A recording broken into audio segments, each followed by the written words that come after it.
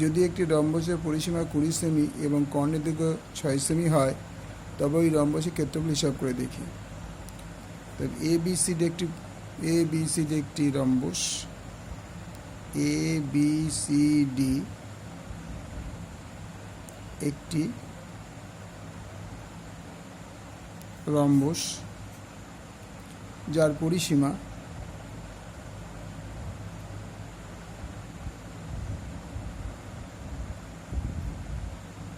Equal to 20 semi.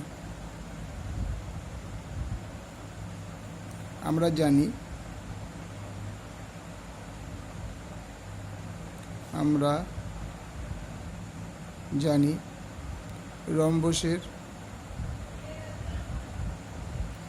পরিসীমা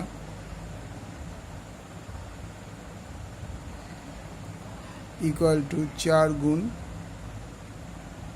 বাহুর দৈর্ঘ্য। সুতরাং 4 গুণ বাহুর দৈর্ঘ্য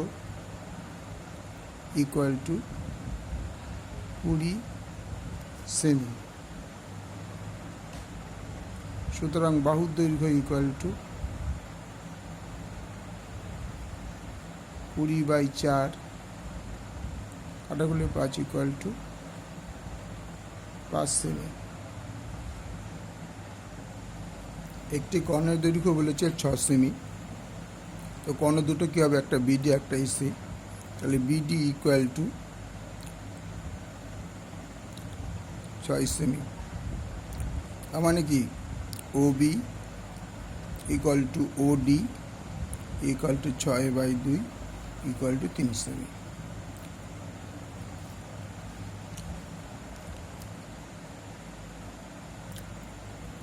মনে করি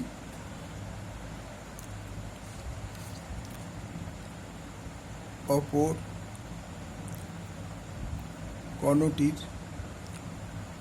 কর্ণটি এসি।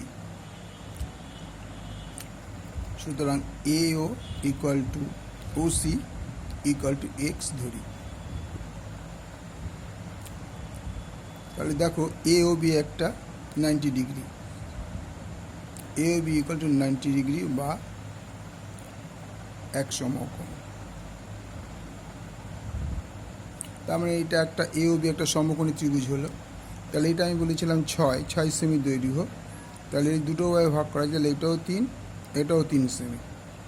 আমি এ ও ইকুয়াল টু এক্স ধরেছি। তাহলে ত্রিভুজ এ ও বি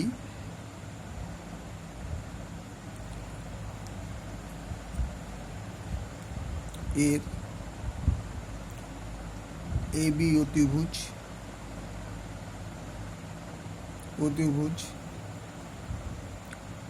এও লম্ব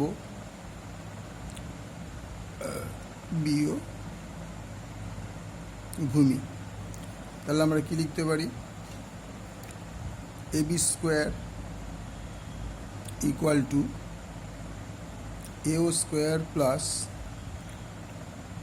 বিও স্কোয়ার। এ বি আমি কত জানি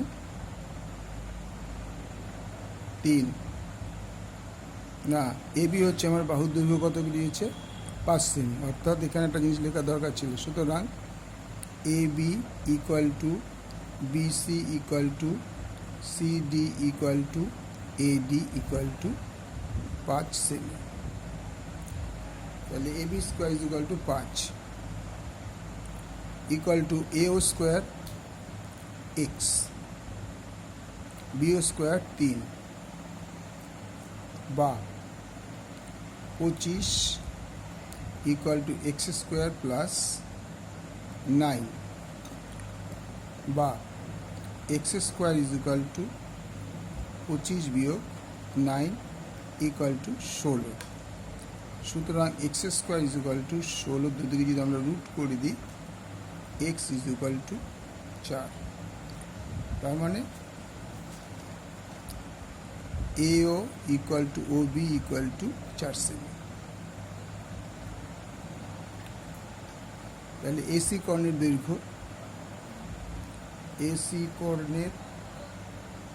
সুতরাং এসি কর্ণের দৈর্ঘ্য equal to AO plus OC equal to 4 plus 4 equal to 8 সেমি। দ্বিতীয় কর্ণের দৈর্ঘ্য পেয়ে গেলাম 8 সেমি। তাহলে এবার রম্বসের ক্ষেত্রফল। সুতরাং রম্বসের ক্ষেত্রফল ইকুয়াল টু হাফ ইন্টু কর্ণদ্বয়ের গুণফল। কর্ণদ্বয়ের গুণফল হাফ ইন্টু কর্ণদ্বয় কত, একটা 6 একটা 8 বর্গ সেমি। 3 দুগুণে 6, 3 আটা 24 বর্গ সেমি। তাহলে সুতরাং উত্তর রম্বসের ক্ষেত্রফল, রম্বসের ক্ষেত্রফল ইকুয়াল টু 24 বর্গ সেমি। Okay, thank you. আবার অঙ্কটা পুরোটা তোমাদের দেখিয়ে দিই একবার প্রথম থেকে।